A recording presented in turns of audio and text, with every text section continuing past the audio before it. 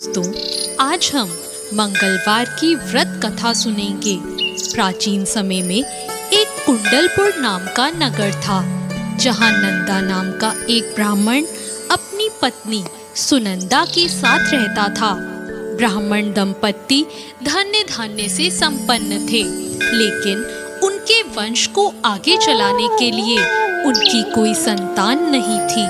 इस वजह से ब्राह्मण हनुमान जी की पूजा अर्चना के लिए जंगल की ओर प्रस्थान कर गया और वहीं ब्राह्मण की पत्नी ने घर पर ही बजरंगबली की पूजा अर्चना करना शुरू कर दिया।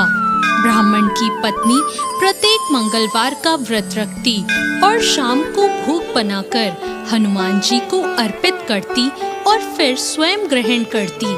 लेकिन एक दिन मंगलवार को कोई और व्रत पड़ गया, जिसकी वजह से वह हनुमान जी का व्रत नहीं रख पाई और इसी वजह से उसने भोजन भी नहीं बनाया और हनुमान जी को भोग भी नहीं लगाया और स्वयं भी भोजन ग्रहण नहीं किया। वह अपने मन में यह प्रण लेकर सो गई कि अगली मंगलवार को वह हनुमान जी को भोग लगाकर ही अन्न ग्रहण करेगी।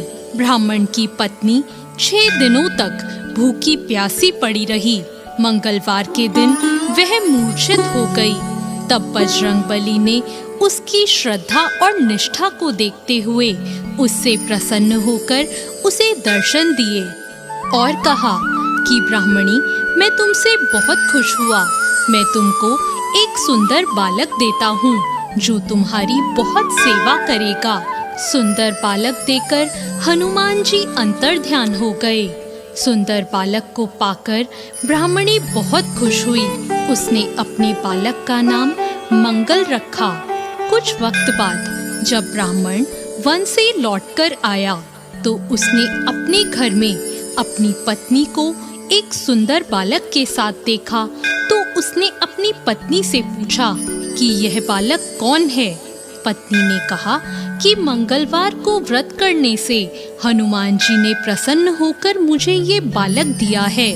पत्नी की बात सुनकर ब्राह्मण संतुष्ट नहीं हुआ और उसने सोचा कि यह कुलटा अपने कर्म को छुपाने के लिए बहाना बना रही है। एक दिन ब्राह्मण कुएं से पानी भरने जा रहा था तो उसकी पत्नी ने कहा कि मंगल को भी अपने साथ ले जाओ।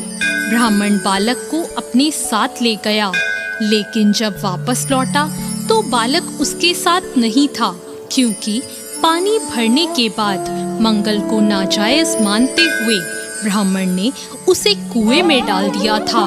जब ब्राह्मण की पत्नी ने मंगल के बारे में पूछा तो ब्राह्मण के कुछ बोलने से पहले ही पीछे से मंगल मुस्कुराता हुआ घर आ गया।